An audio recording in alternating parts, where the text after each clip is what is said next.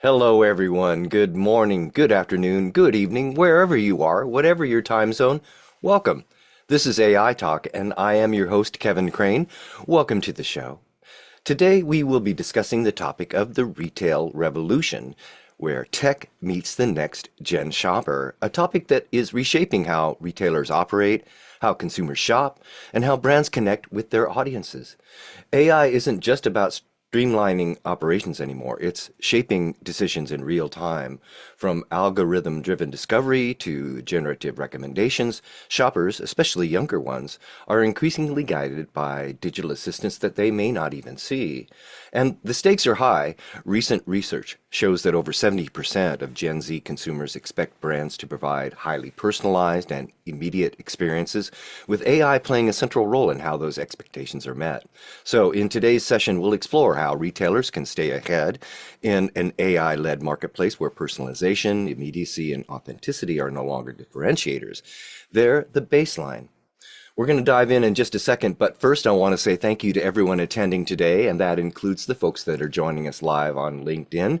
And hello to everyone joining us today on Zoom. Thank you so much for being with us. During today's discussion, we'd like to hear from you too. So I'd like to encourage everyone today to participate. Join in with your comments in the chat section. If you have a question along the way, just jump on in, and I will attempt to get some of your questions and comments into the flow of the show. All right, let's get to it today and start with a great panel of guests, starting with our first guest, Christine Christine Chilo, Vice President of Toluna. Christine, are you with us? I am. Hello. Hello, Christine. It's great to have you with us today. Where are you calling in from? So I currently live in Naples, Florida, but I'm originally from New York. Wonderful, Florida. It is. All right, Christine, welcome aboard. Thank you so much.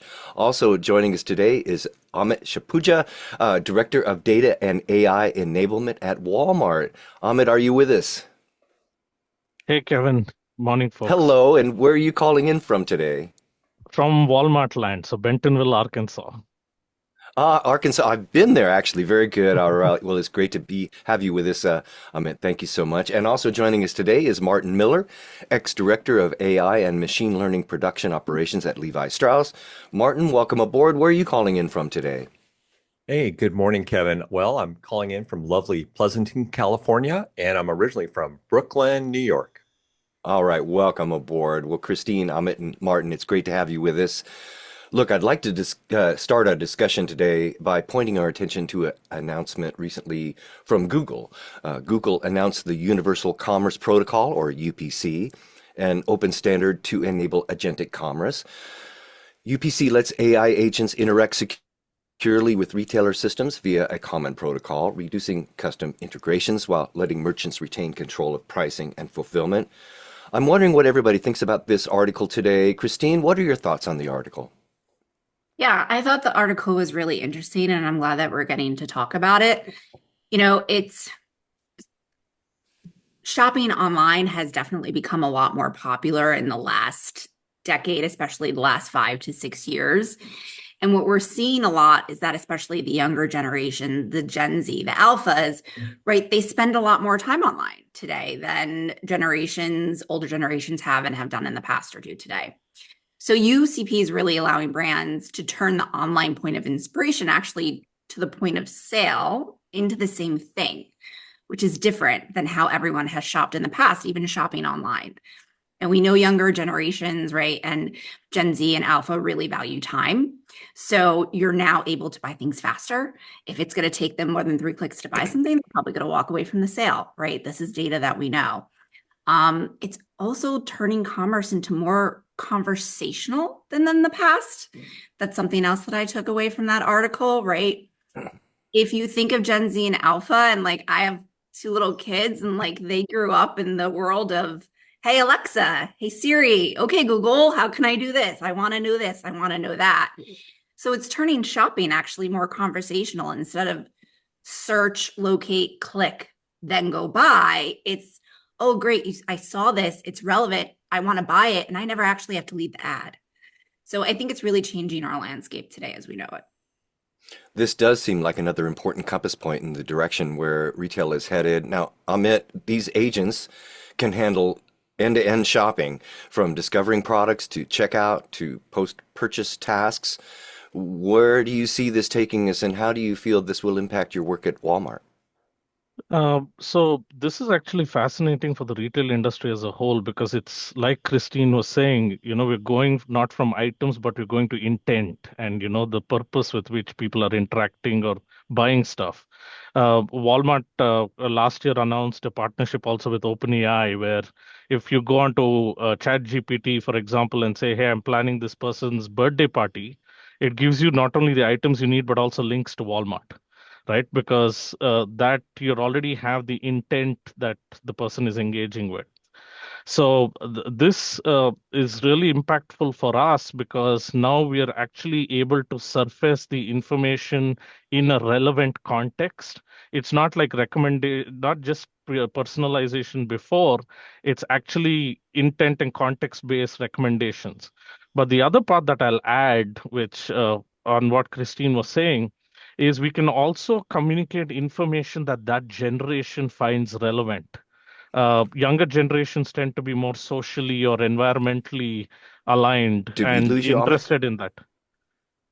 Can you hear me? There you are. You're back again. Yeah, It must okay. have just been a throughput issue. Please go ahead. Yeah, so I was just saying that it also, building on what Christine was saying, it also gives us an opportunity to communicate topics that younger generations associate with more strongly than previous generations, Mhm. like environmental, social aspects and stuff like that, along with the products and stuff that they are engaging. The younger generations want socially responsible. So for us, it's an opportunity to surface more data and relevant data in a form that the audience wants. Now, Martin, the Universal Commerce Protocol, UPC, or UCP, excuse me, has been co-developed with major partners. It powers seamless AI-driven checkouts within Google Search and the Gemini app. Is this a game changer? Well, for the large commerce players, this is a game changer from the perspective it's not a single protocol. It's a stack built upon a couple layers. One is the agent to agent protocol. Another is the machine communication protocol, and the last is sort of the payment AP2. But from an engineering or technical perspective, it's a unification that can help go from the large end of these Walmart-sized organizations down to the smaller retailers that are on the platforms like a Shopify. And Shopify might control this with their version of UCP. So I do find this an interesting opportunity for both large and small players to have a level playing field with the potential of technology assist. All right. Well, the announcement is in the chat feature here. It's from InfoQ. Please take a look, everybody, and let us know what you think about this announcement. Will it have an impact on your world and your place of business? Interesting to hear your comments as well. All right. Very good. Well, folks, let's move on to our main discussion today, starting with our first discussion point, and that is the shifting baseline of consumer expectations among younger shoppers and how AI is shaping their preferences. Younger shoppers, especially Gen Z and younger millennials, expect seamless and personalized and immediate shopping experiences, and AI is shaping these preferences by powering product delivery and discovery. In fact, nearly 75% of Gen Z say they won't engage with brands that don't offer AI-driven personalization. Christine, what trends are you seeing in how younger consumers interact with brands, and how is AI shaping those preferences? Yeah, absolutely. Actually, Mick kind of brought some of this up already when talking about the younger consumer really looking to shop at brands that are sustainable and socially responsible. And we recently ran a tracker a few months ago looking and asking some of these questions among the different generations, and that popped. So good to know that you're seeing it as well. But the interesting thing about that is, historically, right, we used to understand if a brand was socially responsible and ran programs like DEI programs, like through their own marketing, right? And we had to take that at face value, okay? But today, consumers can easily type that into AI to say, hey, is this brand really socially responsible? Are they sustainable, or are they just greenwashing? And they, within seconds, can find out how truthful that claim is. So AI is really changing the game and just how, it's not just what consumers perceive you to be, it's also how AI is talking about you as well and how they're showing the consumers how sustainable and what your brand actually stands for. Christine, you bring up an interesting point that I've been thinking about. Indeed, you said we used to understand the company through its marketing, and it was controlled through the company, and we sort of took that at face value. But today it's different. How can retailers differentiate themselves when through how do I differentiate myself today through marketing if the things have upended itself? What is your advice for retailers today? I think you need both, right? You still need to do marketing. Like, especially in my role, it's not so much the technical, the coding of the AI. It's important for us to understand how customers are interacting with AI so we can consult with our retail clients. But you still need the human aspect to it, right? You still need to be able to resonate with your customer at the end of the day, but then also ensure that how they're leveraging the AI tools is still going to depict you in the way that you want to be seen. Now, Amit, from Walmart's perspective, how does AI inform decisions about product recommendations and shopper engagement for younger audiences? How does AI inform your process at Walmart and So your you can customers? you can primarily break up the role of AI in two perspectives, right? One is understanding, profiling, all of that stuff, the personalization and all that from customers, and also the user experience that they want to have, making sure that that's available, right? Whether they're coming through interfaces that are chatbots or agents or even familiar things like our app, etc. In fact, we recently integrated an agent into our app called Sparky, where you can actually have a conversation with it. But the other thing for many of our things is internally, what can we do in order to make sure we are more efficient, we react more quickly, we are more aware of what's happening as well, right? So this is a very powerful tool, even internally for us in our own operations to see what impact we can make and how we can further uh, add value back to the customer. Right? At the end of the day, we are a low cost and pricing is a key factor, a competitive advantage for us.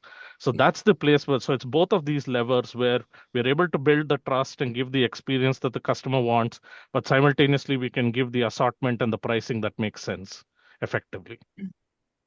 And Amit, what metrics do you use to track AI-driven experiences and understand if they're actually improving satisfaction and loyalty?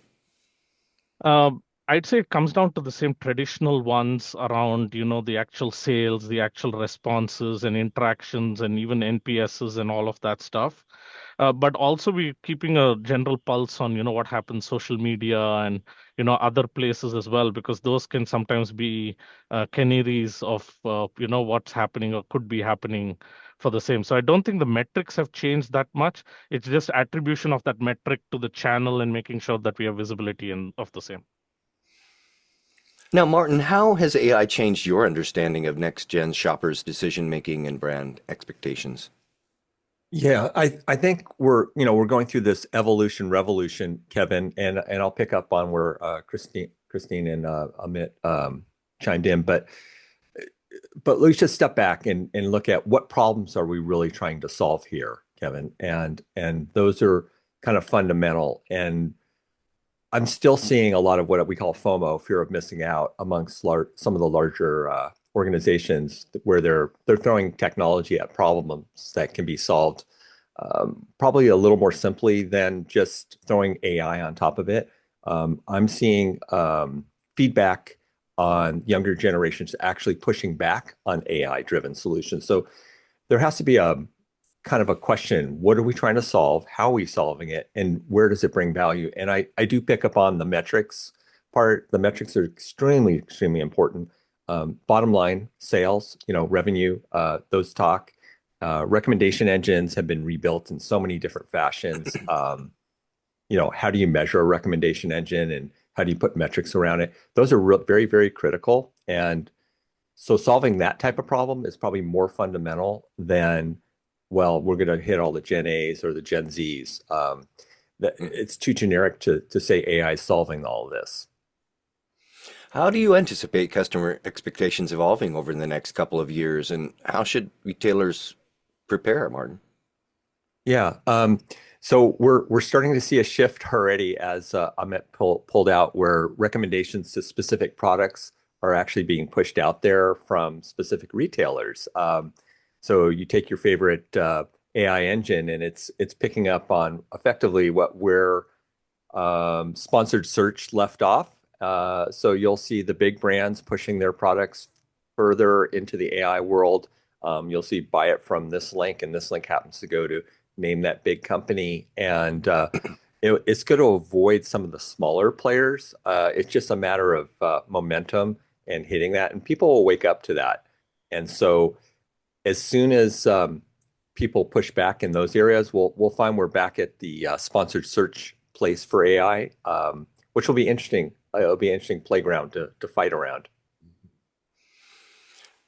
This is AI Talk. We're here today with Christine Chulo, Amit Chipuja, and Martin Miller. We're talking about the next gen shopper and the AI retail revolution. Now, folks, we have a question coming in from our audience I'm hoping you can help me with.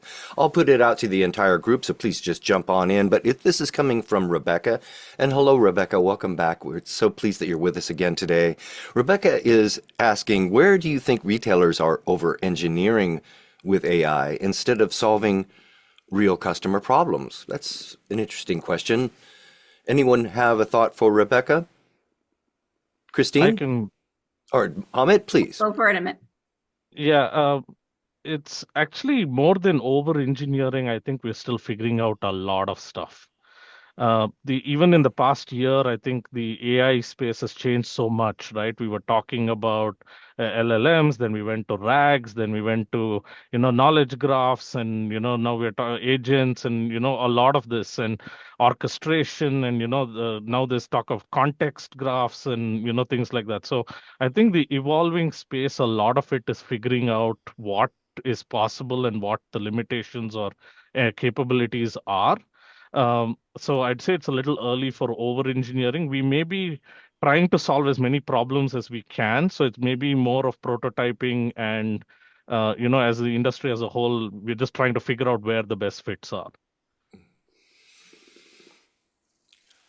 All right, very good. Well, let's move on to our next discussion point, and that is the ethical and trust dilemmas retailers are navigating with the increased adoption of AI. As retailers leverage AI to guide decisions, ethical questions about privacy, algorithm bias, and transparency have become central. Indeed, 60% of shoppers report they are wary of AI-driven recommendations and feel intrusive.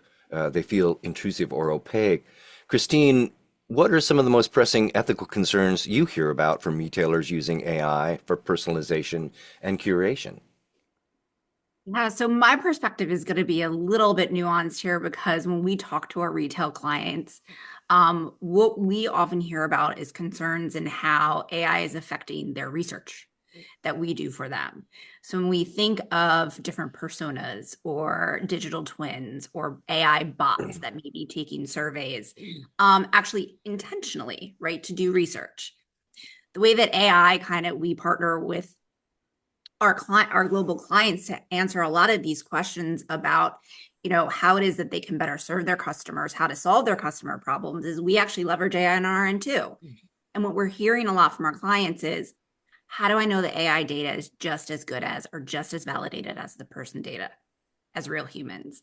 And there's a lot of checks and balances that we put into place, but at the end of the day, we have to make sure that the data, that AI, those personas are actually built, for us at least, on anonymized data.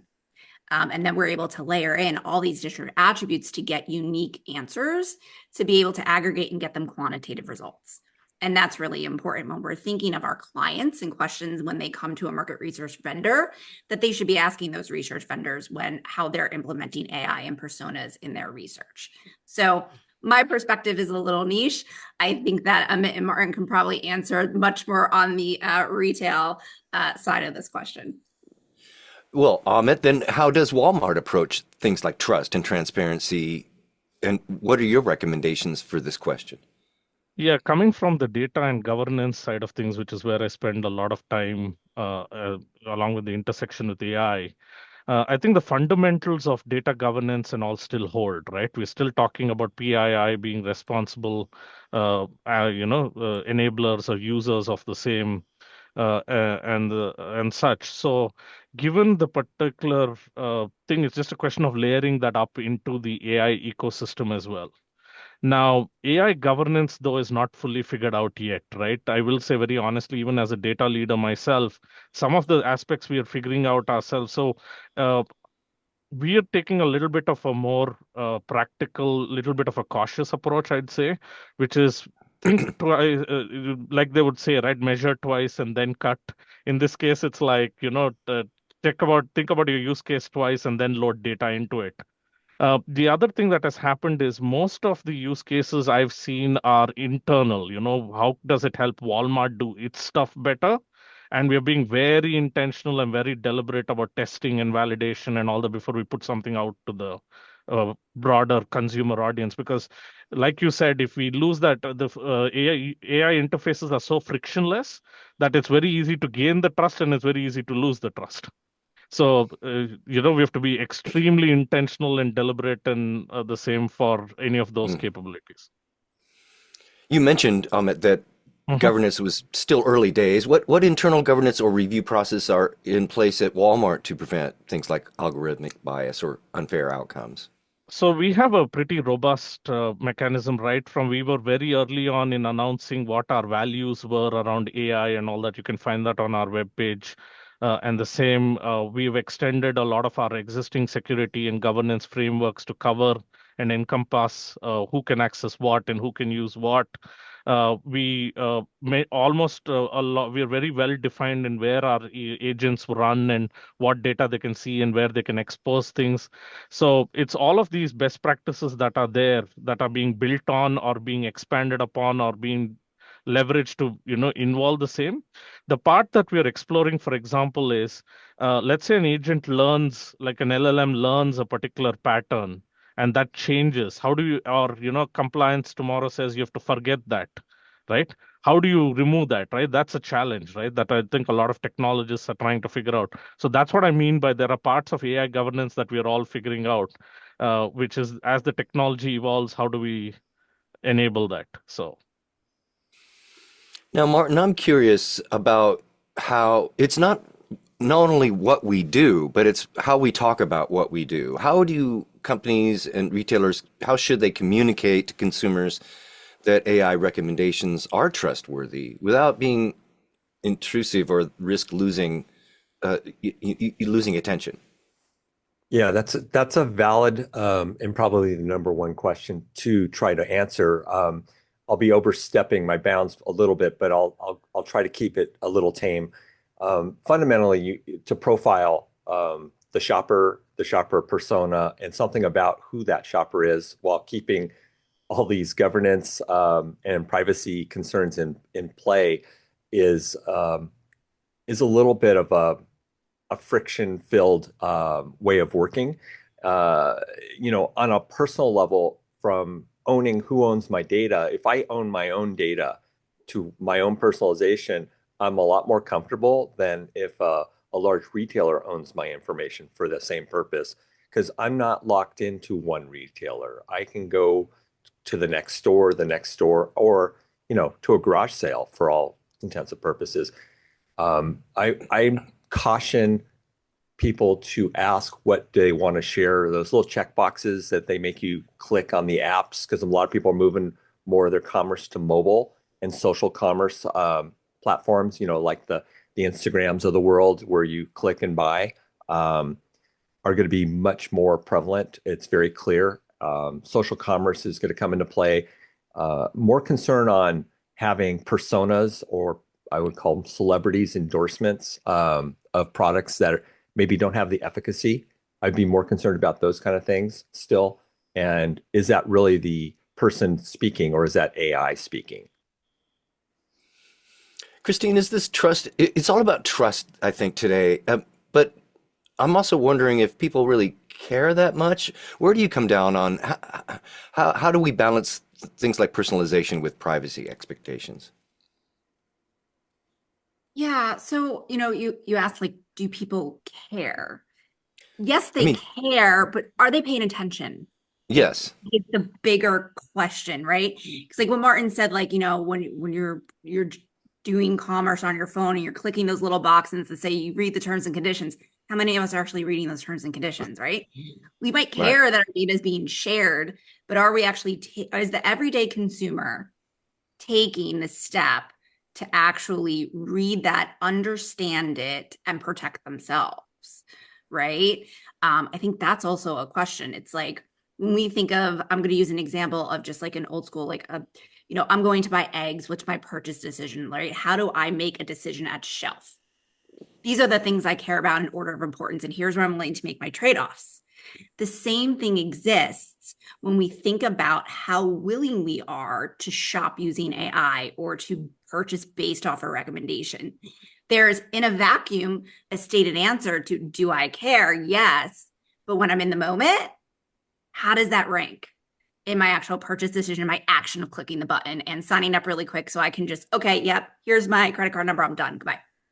And how much information did I actually share within the 30-second purchase?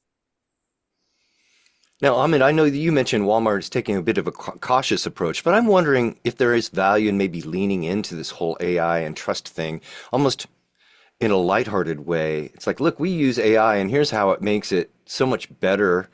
But we are the people, or the company is behind this. I don't know what I'm describing, but is there opportunity to sort of turn this around, and instead of making mistrust of AI a negative, actually making it a positive for retailers?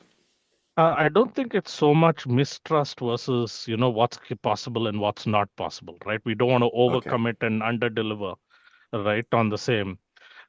These things, like I said, are changing so much. There's so much hype around it, and there's so much expectation around it for the same. But I think in today's world, one has to, just generally speaking, has to be pretty careful, right? Because when brands are around, expectations around, and things can go viral in a heartbeat. Sometimes you have to tread a little carefully All right. for the same, and it's worth being that, I mean, Walmart's been innovative on so many fronts where it actually makes sense, where it's supportive and it's enabling of either our associates or even our customers and our suppliers for the same. So I think it's not that we're trying to slow things down. We're just being very deliberate about where we do what we do. All right, fair enough. Thanks for going there with me today. We're here today with AI Talk. We're here with Christine Chulo, Vice President of Tuluna, Amit Chipuja, Director of AI and Data Enablement at Walmart, and Martin Miller, Ex-Director of AI and Machine Learning Productions at Levi Strauss.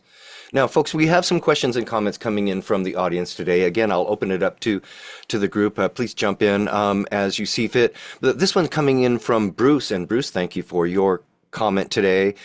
Bruce is saying, are you finding that AR features built on the back of major LLMs lack differentiation from one another and risk being eclipsed when or if the LLMs decide to just offer these solutions themselves? OpenAI is aggressively searching for new business models. Interesting comment. Anyone have a reply for Bruce? Christine, what are your thoughts?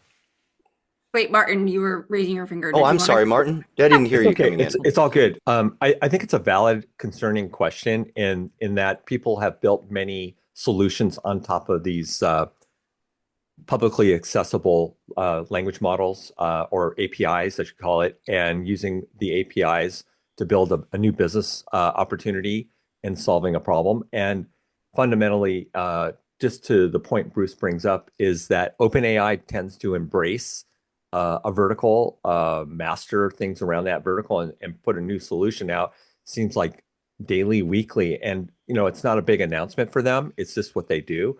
And to Bruce's point, you can then jump over to another one of those providers like a Gemini and see the same thing happening there also. So there's a little bit of what are the Joneses, keeping up with the Joneses, so to speak.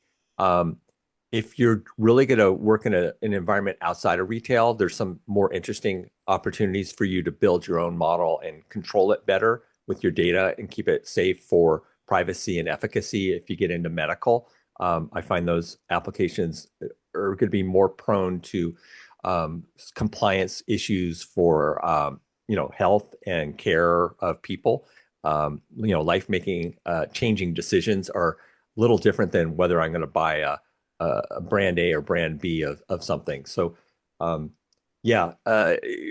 little bit of concern with OpenAI or in the way they're working, but the other ones are doing the same thing. Not to throw them under the bus per se. They're an interesting organization. So kind of lead with that way of thinking.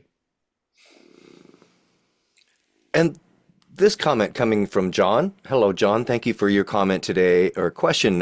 Where does AI deliver the most measurable ROI in large retail today? Demand forecasting, pricing, or supply chain optimization? That's a good question. Anyone have a thought for John? So from a market research perspective, and again, my answer is probably going to be different than these two guys here, but the way that our clients are seeing an ROI and leveraging AI is actually in idea generation.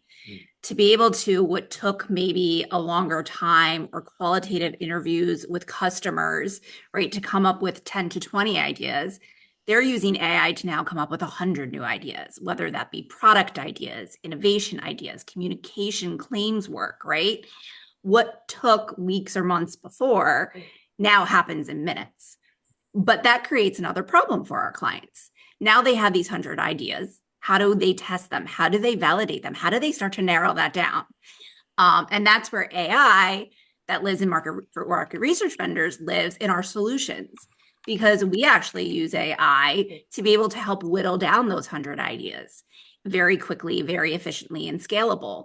Because a human to evaluate 100 different ideas is actually not feasible in one sitting. Humans get tired, right? They get distracted, but AI does not. So that's how we're seeing some of our clients really leverage AI in ideation, and then how we leverage AI to help them narrow down and validate and move those through the innovation process. Another quick note back to Bruce's comment about the large language models, because I think for my end as a market research vendor, it's a little bit different. And it's one of those questions that if anyone here is on an insights role and they're working with a market research vendor, they should ask how those research vendors are generating their responses with their synthetic personas or digital twins, whatever they call them, right? There's lots of language out there right now that kind of all means the same thing for most people. But when we think of large language models generating responses for research, those tend to be average responses. And that's not what we want when we think of quantitative analysis. We want it to be robust and we want it to be individualized. So the way that we think about it is we actually have our AI, our personas, live in multiple AI agents so that you're getting individualized responses that we can then aggregate to get sample sizes of 200 to 300 individual responses to do the quantitative analysis that everyone's very used to getting with humans. All right, very good. Let's move on to our next discussion point today before we start running too short of time, and that is the strategic opportunities to test now agentic shopping, dynamic offers, AI curated assortments. Retailers must decide where to invest next. Early movers in AI personalization report a 20 to 30% higher engagement and conversion rates compared with peers who rely on just traditional methods. So Christine, I'm curious, which emerging AI-driven strategies are you advising retailers to experiment with today? So that's going to depend on the retailer, and that's one of the questions we can actually help answer through consumer research. But I think that what we've learned, if we take a look back at the themes we've discussed here, is right. Younger generations, they want personalization and they want it quickly, but they don't want to feel like they're getting targeted ads all the time. Right? They want to get sold to without being sold, which is probably what we all want, right? No one likes a car salesman. But so that's kind of one of the things when I think of big bets, like think in broader themes, but then also make sure you also test that with humans. Don't totally leave out the human part of this, because your customer at the end of the day is just a person just like everyone else. There are a bunch of choices to choose from. How do I evaluate which initiatives are worth scaling versus just experimenting with? We have to test them. Yeah, we have to know which is going to drive. So if it's, what's the call to action? Are we trying to get someone to purchase something? Are we trying to get someone into the store with a new service or new offering? Right? What is the action that we're trying to get your end customer to do? Amit, from an operational standpoint, how do you prioritize testing AI capabilities like like agentic shopping or dynamic pricing? So it's like any other initiative, it's down to business impact and business value, right? Can we save money? Can we make money? Can we mitigate risk? And where does all of this play?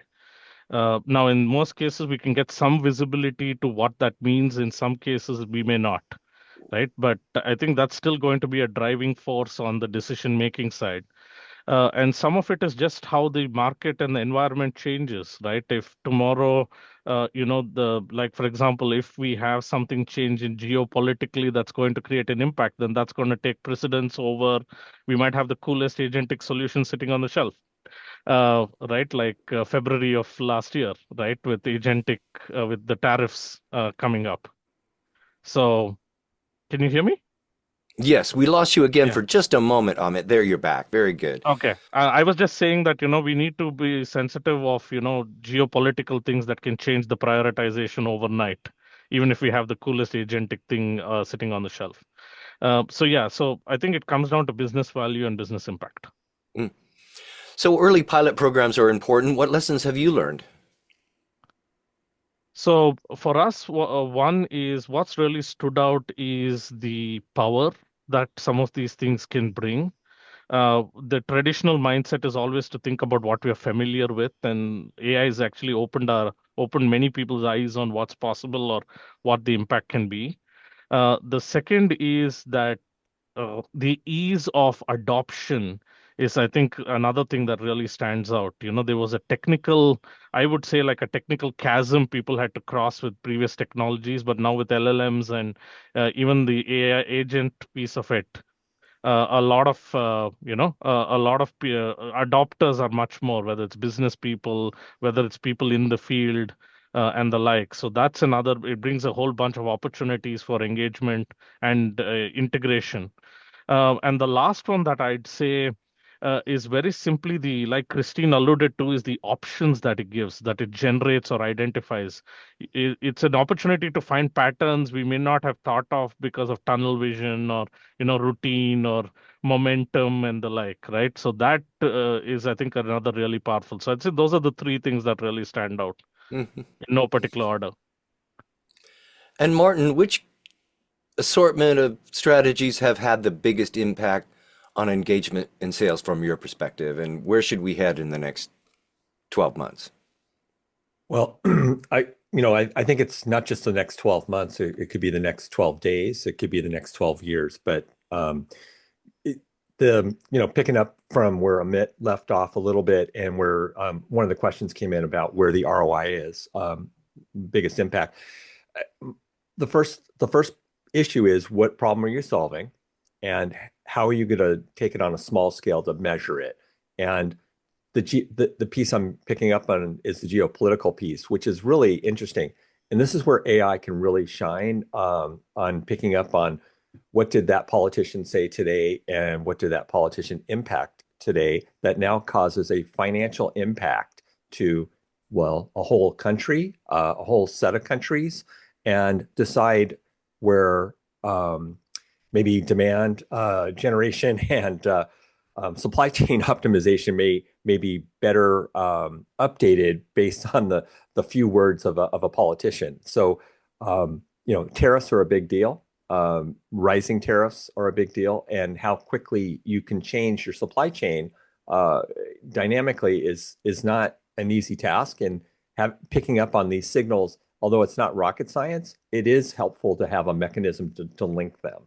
And so I think that's a today problem that could be helpful to pick up on supply chain, especially when you have the option for where you produce your product, where you source your raw ingredients, your bill of materials, and your suppliers to your suppliers. And I find that to be an interesting problem to solve, and it's very dynamic, and it does require a human in the middle or a human in the loop to really help complete it, Kevin. It's not completely autonomous. I'm curious, folks, if we were to crack the door open, I mentioned 12 months, Martin, maybe it's 2 years, but the next 24 months, where do you see things headed, and where do you think the opportunity is going to be? Christine, as a market researcher, where do you see things headed in the next 24 months, and where should we be maybe looking for a glimmer of hope for our organizations in retail? Yeah. So we really think that AI is going to be leveraged for speed and scale. Like that's where we think our clients can really use AI and partner with us to leverage AI. But the human component of it isn't going to fully go away. Like we know there needs to be a human component when there's certain levels of rigor and just depth of analysis that need to be done.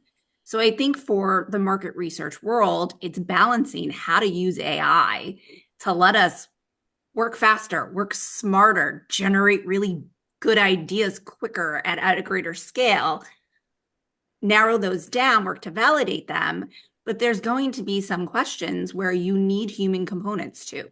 You still need to talk to your end consumer. And at the end of the day, you still need a human to look at data, right? When you're thinking of really quick research, you can auto-generate a lot of this stuff, plug it into our Treluna Chart platform, look at it and go. You don't need another human. You could be on an island with the tech platform yourself. You're great. But let's talk about trying to dissect maybe while your brand's trending downward, right? While you're seeing your sales decline. Yes, you can ask AI to do some analysis on that, but at the end of the day, you're going to want humans to actually go back and look at data and look at what we understand in the broader market. You know, we brought up a lot about what's going on in the world. How does global factors affect humans? And that right now, I don't think something is AI can truly replicate. You need to actually talk to people, look at data over time to actually decode what's going on under the surface than just stated data or what's popping up in a large language model. And Amit, where do you see us in the next 24 months, and what opportunities are you looking at and excited about? So again, I'm going to bias on the data governance and the AI landscape that I come from. I'm actually excited by the pull that AI is doing on data itself in all organizations. For a long time, us data leaders had to push for data to get resources and support and all that for it to be governed and clean and all of that stuff. And AI is just accelerating that because it's such a critical fuel for the space. So that's something I'm excited about where, many of my peers in the conversations I've been having, data is not going to be the stepchild anymore for the same. So that's something that I'm excited about. And that in turn enables so many possibilities, right? When we fix things, when we have clean data, when we have context, who knows what new patterns we will find and what new innovations we'll come up with.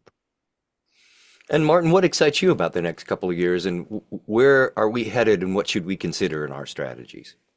Sure, sure. Well, I think picking up on a couple of the comments from the panelists, one is speed of execution has been greatly impacted by what we have as tools today, and I think we're going to see a little bit of the Moore's Law effect, where things double over some periodic piece of time, and part of that's fundamental to silicon. And silicon, increases the density and better power consumption control in that silicon. By the way, that's what's underneath all the layers of the software, right? And having that level up the playing field for power efficiency will be huge. There's a lot of complaints about how much power we're draining, with running AI. So I think we're going to see some operational efficiencies and then some speed efficiencies, and then we're going to come back to the power curve again. So Moore's Law applies for almost everything we're doing here. It's just there's going to be a lag, and then it's going to be a quick acceleration again, Kevin.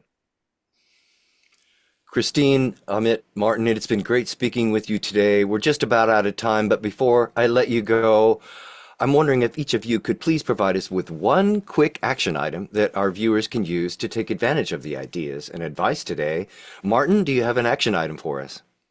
Well, sure, Kevin. Of course, you're always welcome to listen to the Unriveted podcast, where I talk about artificial intelligence, digital transformation, and people. And you can find me on YouTube and also all the audio platforms. That is Martin Miller, ex-director of AI and machine learning production operations from Levi Strauss. Martin, it's been great having you with us again today. Thank you so much for being with us. Thank you. Amit, do you have an action item for us today? Actually, two, but I'll connect it on the same. One is AI literacy and data literacy is non-negotiable. I think everybody has to have some level of data and AI literacy going forward. And if folks are interested to talk more about data governance and AI and all of that, LinkedIn's a good place to connect with me. And my website's daicompass.com, dataicompass.com. That is Amit Shapuja, Director of Data and AI Enablement at Walmart. Amit, it has been great to talk with you today. Thank you for being with us. Now, Christine, do you have an action item for us? I do. Please go visit the Toluna.com website and click on Insights and News.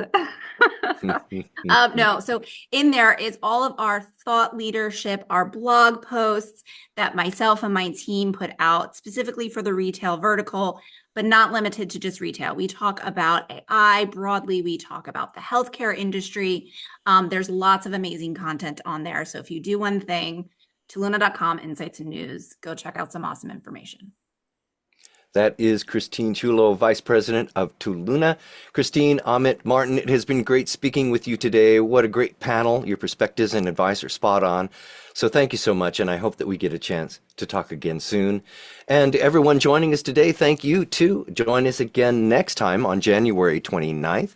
We'll have another great panel of guests discussing the topic of closing the AI data gap in modern marketing. That should be another great discussion. In the meantime, if you'd like to find me, you can do so on LinkedIn. I'm happy to connect there, so check me out. I'm Kevin Crane, and you can check out my weekly audio podcast, the Digital Transformation Podcast. But for now, that'll do it for this episode of AI Talk. And until next time, I am Kevin Crane saying thanks for watching.